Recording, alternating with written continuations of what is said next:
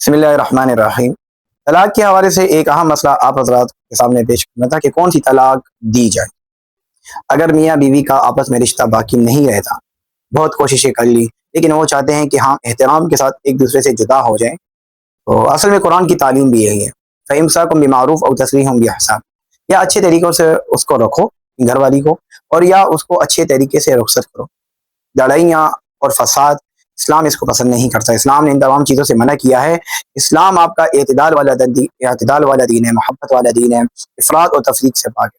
बहरहाल यहाँ मैं आप हज़रात के सामने एक अहम मसला तलाक के हवाले से पेश करना चाहता हूँ। वो ये है कि अगर बिलफ़र्ज़ ये आपस में जुदा होना चाहती है मियाँ बीवी, तो अब शोहर को चाहिए वो कौन सी ऐसी तलाक दे कि जिससे शोहर को भी फ़ायदा हो, औरत को भी फ़ायदा हो। तो मैं बताता हूँ, सबसे पहले आप लोग ये बात ज़हन में रखिए कि 3 किस्म की तलाक है: तलाक रजाई, तलाक बाइन, तलाक मुग़ल्लज़ा।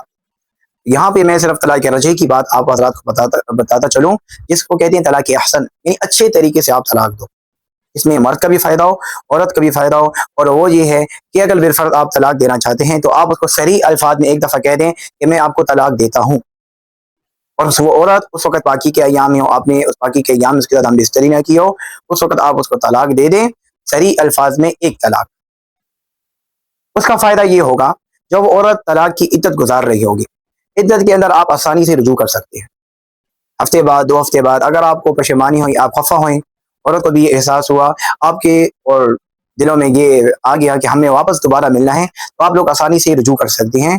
वो मर्द औरत की तरफ जाकर उसको रुजू कर सकता है, उसको राज़ी कर सकता है। आप लोगों को कोई परेशानी का सामना नहीं करना पड़ेगा इद्दत से पहले-पहले। अगर इद्दत के बाद आप रुजू करते हैं, तो फिर तो तलाक वाक़ई हो जाएगी, तलाक बाइन वाक़ई हो जाएगी। और उसके बाद अगर आप रुजू किया भी आपने, तो फिर आपने दोबारा निकाह करना पड़ेगा आपको दोबारा से। फिर आपके बाद 2 तलाकों का हक बाकी रह जाएगा, क्योंकि एक तलाक तो आपने ऑलरेडी दे चुके, और इद्दत के बाद आप इद्दत के अंदर आपने रुजू भी नहीं किया, तो तलाक वाक़ई हो गई।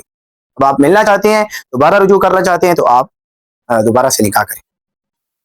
यहाँ पे देखें, इस बात का बड़ा फ़ायदा है कि एक तो औरत के लिए भी फ़ायदा है कि एक तलाक के बाद अगर बिलफ़र्ज़ कुछ वक़्त बाद, अरसे बाद उसको भी ये ख़्याल है कि मेरा पहले ही शौहर अच्छा था, और शौहर को भी ये ख़्याल है कि नहीं, उसके हक़ में ज़्यादा बेहतर था, दोनों आपस में मिलना चाहें, तो वो आपस में मिल भी सकते हैं, क्योंकि आपने तो एक तलाक दी है। इद्दत ख़त्म हो गई, सिलसिला आपस में मुनक़ती हो गया, ख़त्म हो गया। अब दोबारा अगर दोनों आपस में मिलना चाहें, तो आसानी से मिल सकते हैं, दोबारा निकाह करके आपस में मिल सकते हैं।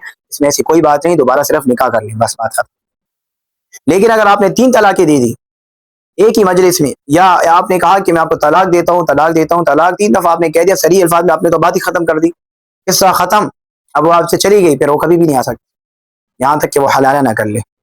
वो एक अलग टॉपिक है, वो एक अलग मौजू है, उसमें इंशाल्लाह फिर तफ़सीली गुफ्तगू करूँगा।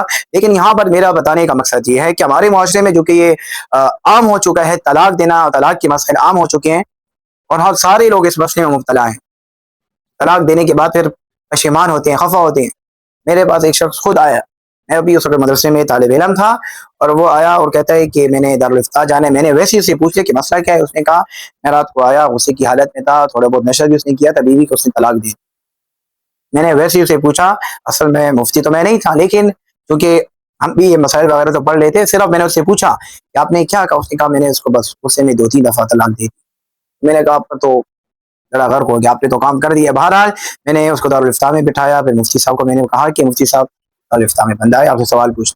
तो ये तो मैं आपको एक वाक़या सुना रहा हूँ, दारुल इफ्ता भरा हुआ है, आप मदारिस जाएँ, आप दारुल इफ्ता जाएँ, आपको लग पता चल जाएगा कि कितने अजीब-अजीब लोगों के मसाइल हैं, और ख़ास कर तलाक के हवाले से। तलाक दे देते हैं, फिर भी अपने पास अपनी औरत के पास रहते हैं और वक़्त गुज़ारते हैं, चूँकि ये शरीयत ने मना किया है, गुनाह है। तो कोशिश करें कि तलाक के हवाले से तलाक के जितने भी मसाइल हैं उसको समझें, और अगर बिलफ़र्ज़ अल्लाह ना करे यहाँ तक नौबत आ जाती है कि आप तलाक देने वाले बन जाते हैं, तो मैंने उसके लिए आपको बेहतरीन तरीका बता दिया कि आप हज़रात क्या करें, एक तलाक रजाई दे दें, और तलाक रजी देने के बाद बिलफ़र्ज़ अगर आप को रुजू करना चाहते हैं, आप खुशी-खुशी रुजू भी कर सकते हैं। गवाहों की कोई ज़रूरत नहीं कि आप गवाहों को अपने साथ लेकर जाएँगे, फिर रुजू करेंगे, ऐसी कोई बात नहीं।